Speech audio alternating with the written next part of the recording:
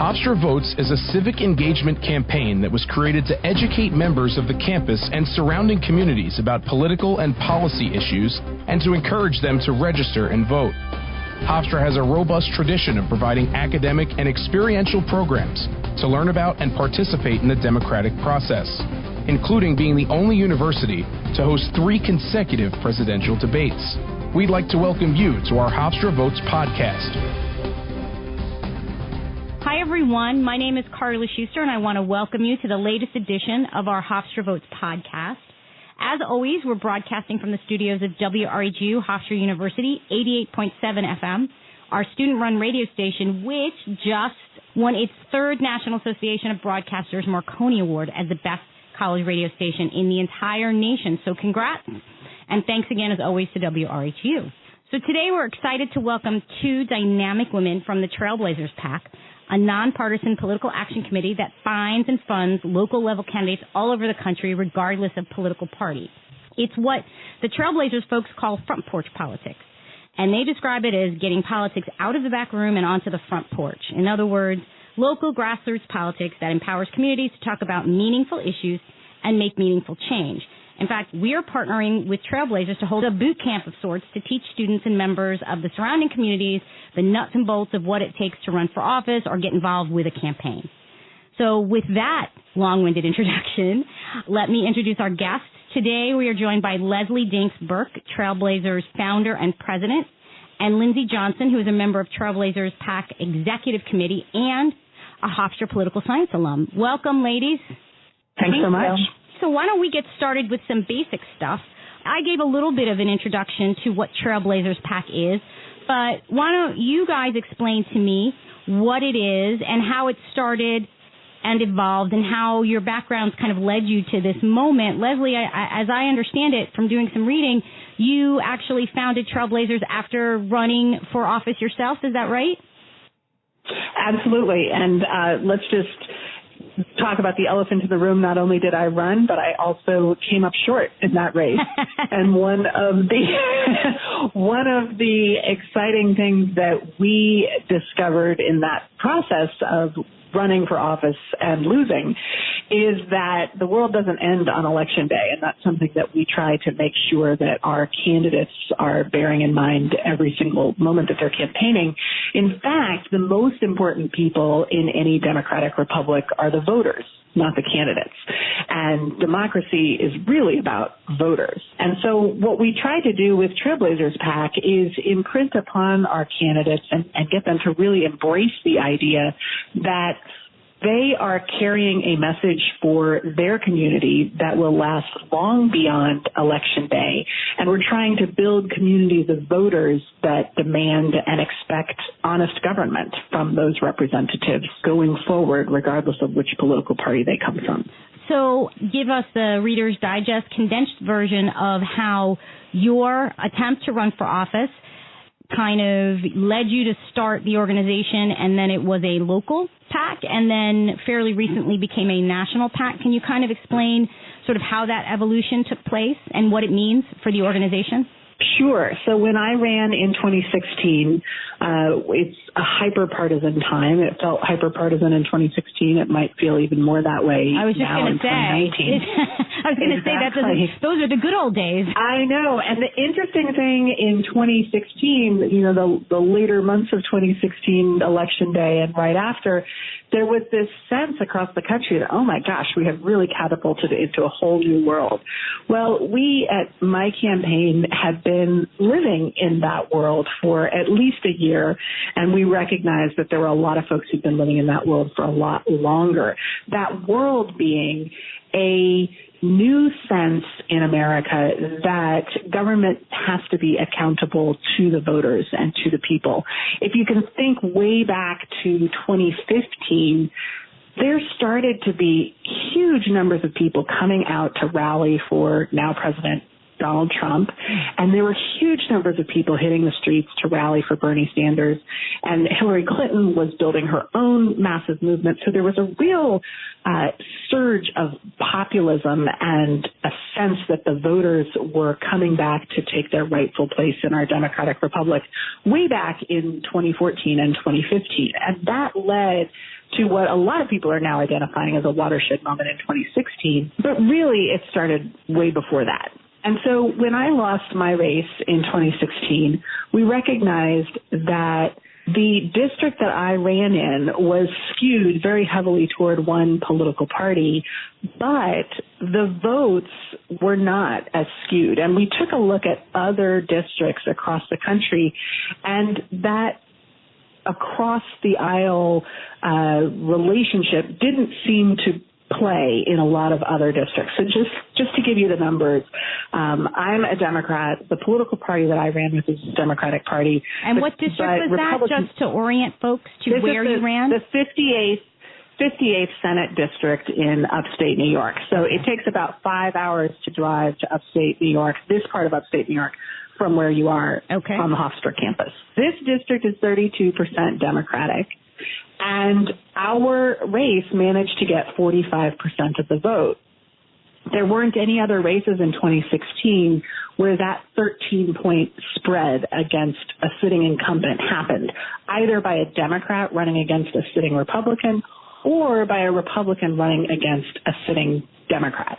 So something different happened in this district. Now, I think I was a pretty good candidate, but I am not big-headed enough to think that I was that good. There's no way any individual candidate is 13 points good. So something different happened in this race to buck that really hyper-partisan trend that we saw happening across the country. And what we realized was it came down to how the campaign was funded, and because the campaign was funded differently, voters had a very different relationship with the campaign than they do in most races. What we decided to do is figure out how that was different and begin to teach other candidates how to do that. And so that's how Trailblazers PAC started, was we went back and dug really deeply into what was different and decided to teach other candidates how to do that.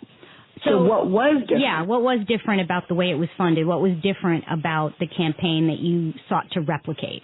Absolutely. So what was different is that it was not funded by the traditional large interests that tend to fund campaigns on both sides of the aisle across New York State. As a non-incumbent, I was not able to tap into that money because that money tends to flow toward the people who have control. Right. And I wasn't an incumbent, so I didn't have control. So I had to find a different way to fund my campaign. I ended up outraising every other state Senate challenger in the state, but we did it through in-district donations. And that takes a lot of time and work to do. So how did you do that? Was it email solicitations? Were you passing a hat? So how did you, create that network of local donors? Person-to-person outreach is tremendously important. Letting voters know that this is our campaign, that this belongs to all of the voters in the region. It is not owned by someone outside. That becomes an empowering experience for voters. And they begin to advertise that to their friends, to their neighbors. We asked voters to chip in $5 in order to help buy yard signs so that we could get more yard signs in the next block over. Voters began to have a sense that those yard signs in the next block over were purchased with their $5, and so they had real ownership of the campaign, and they shared that information with their neighbors. The second thing that we did differently was fully disclose all of the donations into the campaign. And there's lots of reasons that candidates are not obligated to disclose every single donation campaign. That's part of the dark money problem in politics. It's also part of just simply having a less bureaucratic system. Candidates don't have to disclose every single penny in and out of their campaigns. We decided in my campaign, mostly because we didn't feel we understood all of the loopholes and we were worried we would make a mistake, that we'd go ahead and disclose everything. It was just easier to fill out all the bubbles on the form. Gotcha. And that became a way that citizens in the community knew about each other, and they knew, even though I only gave $5, and $5 is below the threshold that has to show up on Leslie's disclosure, my name's showing up there anyway, and I can see who else in my neighborhood is supporting Leslie, and that creates a community. It is like a sporting event where fans decide to buy the hat and you can see across the stadium who else is on your team.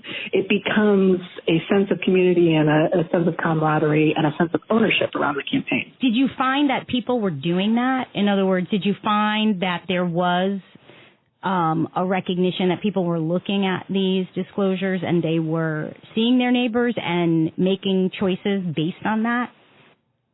Once we started to notice a few examples of how people were paying attention to each other's donations, we started advertising it for them because we realized that this was starting to create a sense of community and a movement. It was breaking down those barriers, right? In communities, we often don't talk about who we support politically or who we donate to because that's a topic that sort of feels off limits sometimes in conversation. In this environment, right? In this hyper-partisan environment,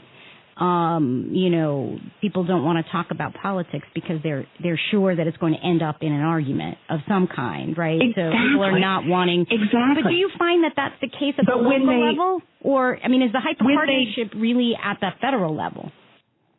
When they don't find themselves in an argument, that's a really empowering experience. When you do find that you can have a conversation with somebody who might not agree with you, and then the two of you can walk away disagreeing but still happy with each other, that is what American democracy is supposed to be about. We're supposed to be having these very passionate conversations with each other. That's how we reach a better conclusion in the long run, is we argue it and we debate it back and forth. And when we take away the fear that one of those conversations is really going to go sour and is going to make, for a really terrible relationship, when we start to realize that we can have those conversations and not hate each other afterwards, that's when democracy really moves into its greatest form. The Hofstra Votes podcast is sponsored by Hofstra University. Schedule a campus visit and discover how you can be part of the Hofstra Pride. Learn more at hofstra.edu/lessons.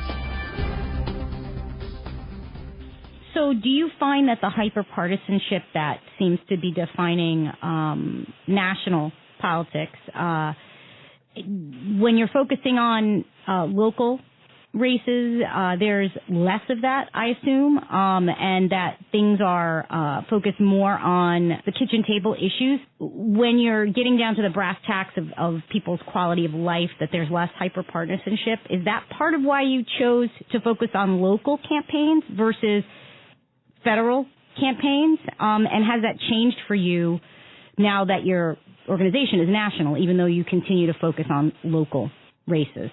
Yeah, really good question. I don't think that it is any less partisan at the local level, but I think people choose to engage less at the local level because they're afraid of the conflict. I think that disagreement still exists at the local level, but we have a huge problem of voters not participating and choosing to opt out of the process because they're afraid that sort of conflict with their neighbor, with, someone that they see at the grocery store on an issue that's really local, is going to become too passionate to bear and to live with.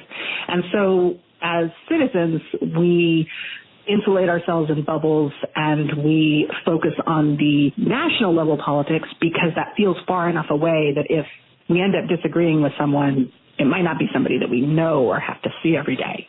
Right. So, no, we didn't choose local level because it's less partisan. We chose local level because we think that's the foundation of democracy. We think that those are the races that are most important. We think that the people who make the decisions about where our kids go to school or whether the streets are going to be plowed in time to go to work, whether those potholes are going to be filled, or whether a business is going to be allowed to do business in that particular community area, those are the decisions that are actually most important and that affect most people's day-to-day lives. And so when we thought about how are we going to bring American citizens back to this sense of connection with our government, we thought the best place to start is where voters are closest, and that's local politics. So you touched on this a little bit, which is the idea that people don't, obviously we know, people don't tend to turn out for local races in the same way that they turn out for national ones. So how Has that been a challenge for you and Trailblazers as you go around the country looking for candidates? As difficult as it is to get people to vote in local elections, I would imagine it's that much harder to find people who are willing to actually run for local elected office.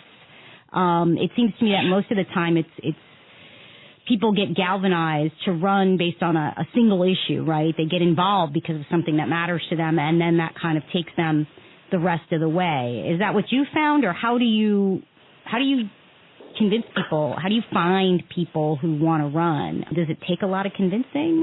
Did it take a lot of convincing to get you to run? Well, did you fall and hit your head? What happened? Lindsay's got a really good perspective on this because she's overseen our volunteer program, and we have volunteers cold call candidates and try and convince them to run with our model in mind. So, Lindsay, you want to talk a little bit about that? Sure. We find that a lot of candidates that we speak to and that we're cold calling, they're intrigued by our model because a lot of them have already self-selected to run for the purposes of re-engaging with their community and re-engaging the community in the democratic process. And so our model really feeds into that. It's easier to start these connections, as Leslie mentioned, at the local level.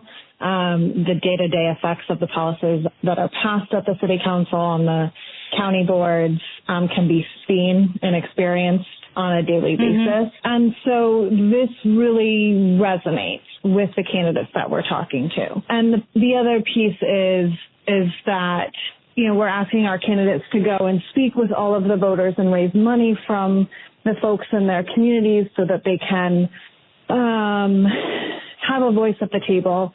And when our candidates haven't initially bought into this model, when we help them have these conversations with their voters, they immediately see the benefit of knocking on doors, of making more phone calls than maybe they were planning on. So have you seen in the communities where you've fielded a Trailblazer candidate, can you sort of give me an example of a couple of things that you've seen that have happened? Is there any sort of like organic kind of, it kind of takes off, or do you see something in terms of voter turnout? Are there measurable metrics that you can point to and say, we endorsed a candidate and here are some impacts?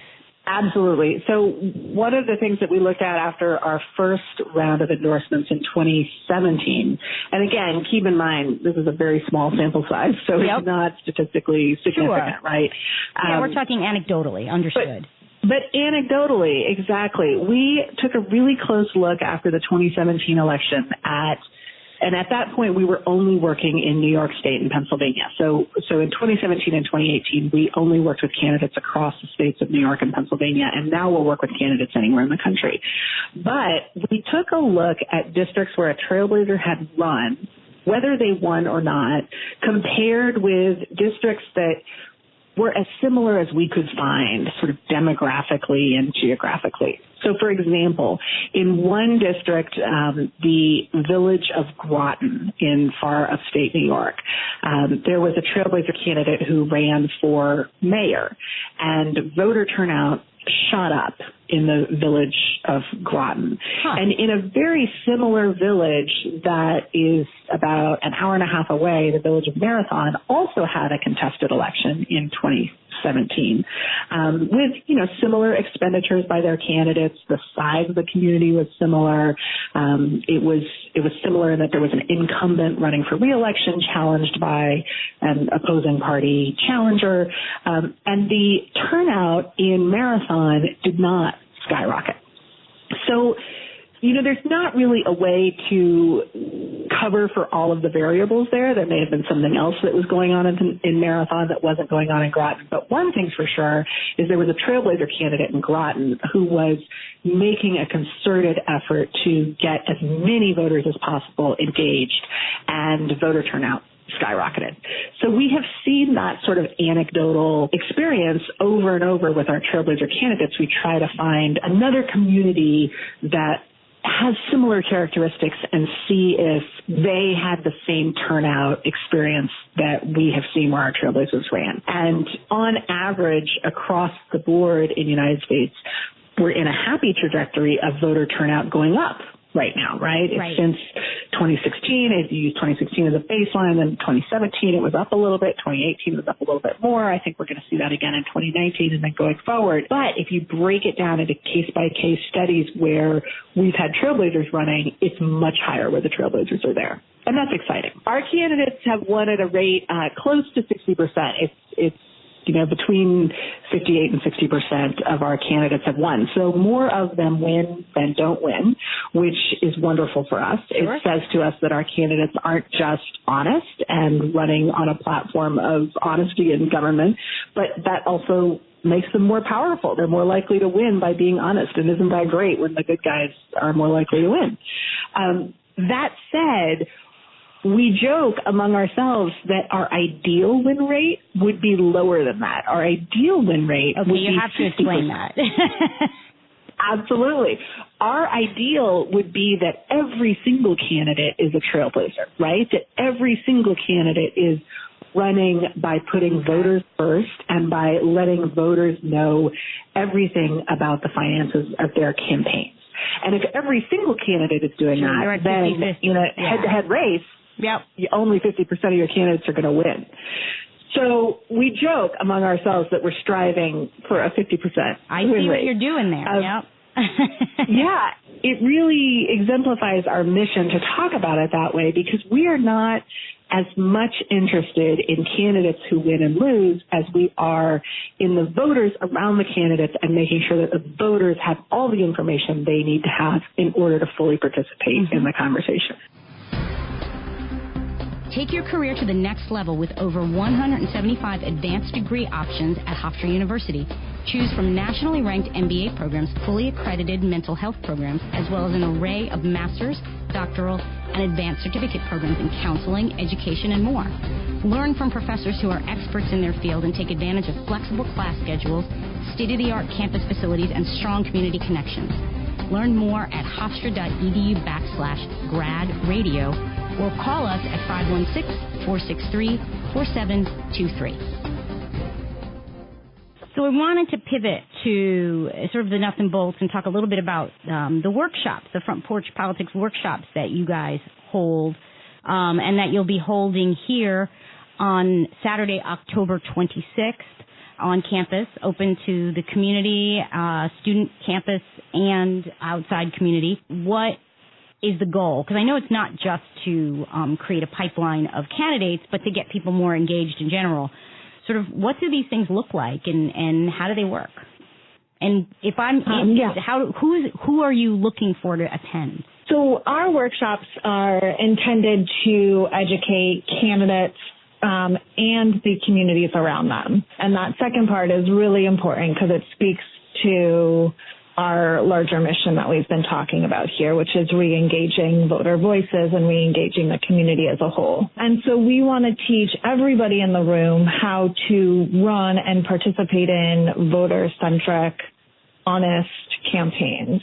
And so our workshops give the folks who attend the tools to do this. We cover voter contact and databasing and fundraising, all the nuts and bolts of running a campaign. And so we're hoping to educate Hofstra students and the community around Hofstra on how to run campaigns that engage the voters and the community so that we can build a re-engaged Hofstra community. So we have folks at every step of the engagement pipeline attend our workshops. So there are folks who are in the room at our workshops who have already decided that they are running. Maybe they've got a specific idea in mind for what they're running for. Maybe they know that they want to run in 5 years and they have no idea what what position they're most interested in running for. We also have folks who are various levels of already engaged in campaigns or cause campaigns. And there's generally also a lot of people in the room who simply want to be involved in whatever the campaign is, or people who are considering running for office themselves but haven't don't have any concrete plans, either immediate or otherwise. And so we keep in touch with all of them, regardless of where they are in the process. We encourage our candidates to follow up with the people that they talk to in their communities when they're running for office, and we do the same. We talk the model, we walk the model that we talk, and so we send follow-up letters. We keep in touch by email.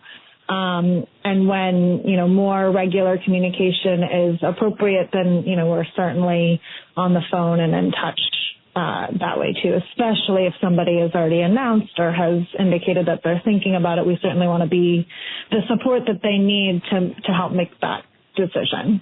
So have you done many of these workshops on college campuses? Because I would imagine that college students represent a different type of thinking, than your average sort of local resident who owns a home in a community and has perhaps some, sort of bread and butter reasons why they might be considering running for office.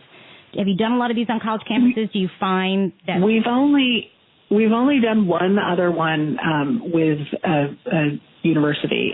We did one with Cornell through Cooperative Extension, and I am really looking forward to this one coming up because I think you make a really good point that it is a different population than traditionally runs for office. It's very rare that you see a college student step up and choose to take a leadership position in the larger community, understandably, because what you're supposed to be doing as a student is making sure that you get through your own education, right? Well, and we find here that students tend to be identify more with national issues, right? Whether it's climate change or, gun control. Because they're not as rooted in the community. Often they've come from a different place and they have roots in that place, or they're perhaps rooted in the campus in the Hofstra community, but they don't have a real sense of belonging in the larger geographic community. So how do you work with that? And so naturally so we are going to be taking a lot of guidance from the students themselves about what conversation topics they want to see happen. And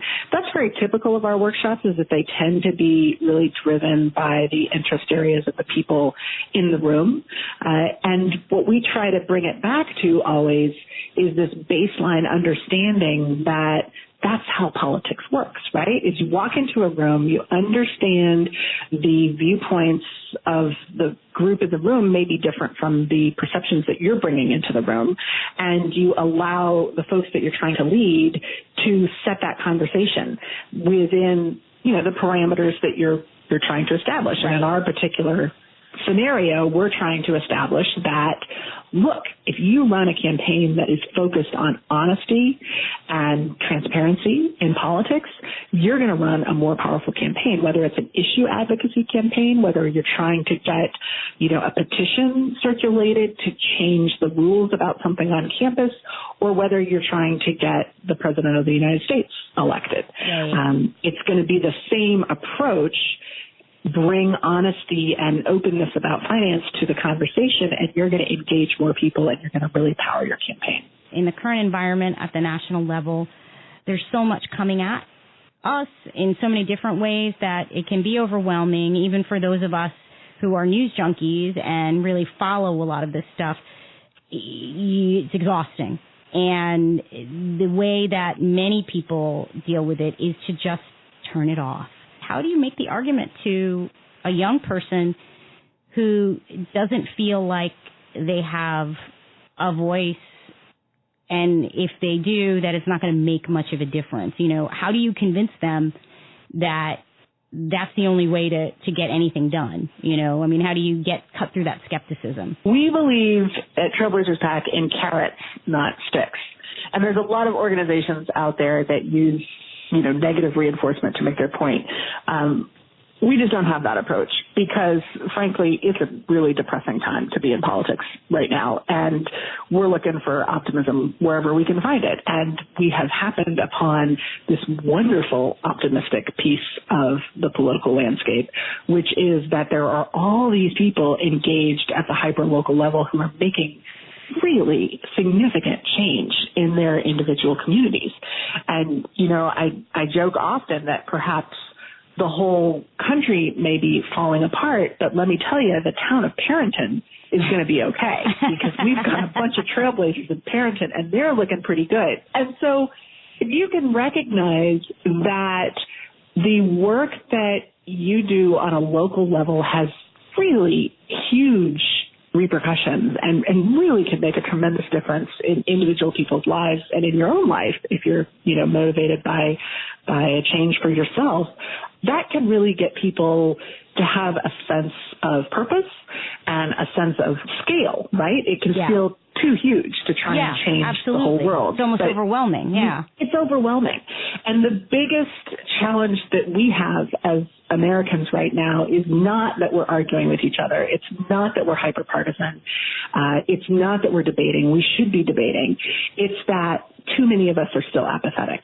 That is the biggest challenge that we're facing. That is the biggest hindrance to this balance of a democratic republic that we have, is people opting out of the system. We've got to fight against that. And the wonderful thing is the more you fight against it, the more optimism you bring into your own life. And it becomes personally really rewarding to find that one issue that you really care about and see that you've made a difference on that particular topic or with that particular candidate.